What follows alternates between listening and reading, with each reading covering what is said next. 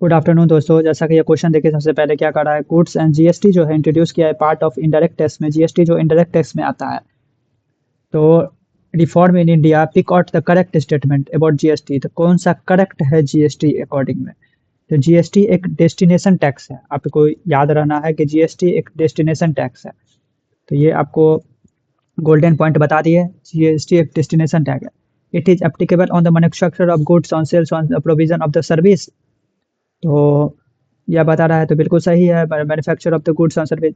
GST applicable on the goods and service. GST applied at the rate by the GST council. ये भी सही है, ये भी सही है।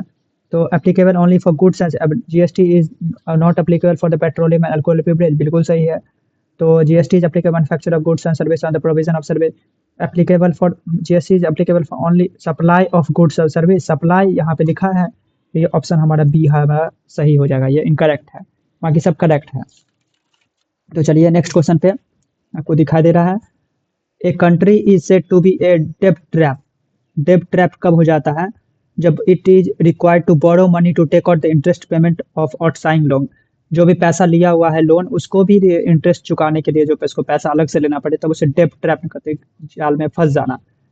ए favourable balance of trade of the country कब हो सकता है? जब एक्सपोर्ट ग्रेटर देन इंपोर्ट। तो फेवरेबल होता है पॉजिटिव, और अनफेवरेबल कब होता है? Export less than import, unfavourable negative. Export greater than import then favourable हो जाता है।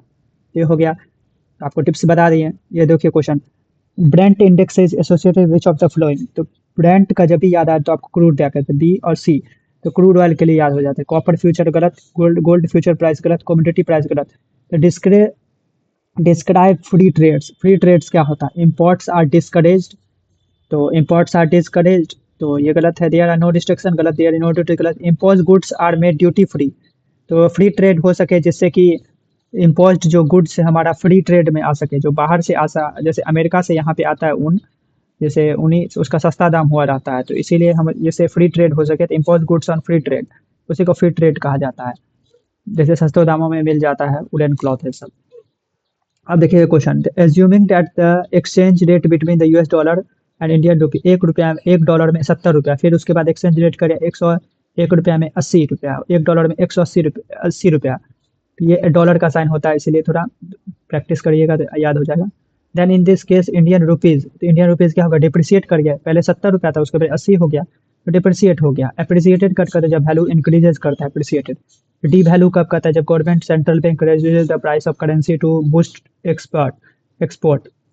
ये बार बार चाइना कर देता है कि अपने वैल्यू ऑफ करेंसी कैसे हमारा एक्सपोर्ट ज़्यादा हो सके।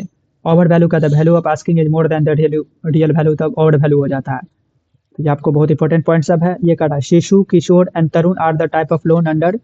तो ये कौन सा लोन है अंडर के अंदर? तो याद रखना है, प्रधानमंत्री मुद्रा योजना के थ्रू आता है।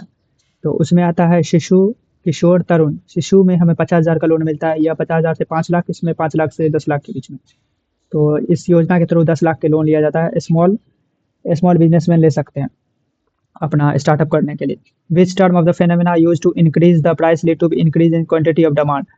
तो लॉ ऑफ सप्लाई, प्राइस बढ़ेगा तो सप्लाई बढ़ेगा, प्राइस घटेगा तो सप्लाई घटेगा, तो ये हमारा गलत है। तो law of demand, price is indirectly to the demand. Price और demand inversely proportional. Elasticity, the price बढ़ेगा तो डिमांड घटेगा, तो बढ़ रहा है। तो यही है, ये एक्सपेक्शन गोल्ड सिल्वर के केस में एक्सेप्शन होता है, यही इलास्टिसिटी कहते हैं। तो हमारा लॉ ऑफ डिमांड हो जाएगा इसमें। अब चलिए लास्ट पेज पे। तो which of the following ministry not associated with the bank Beti Bachao Beti Padhao scheme. तो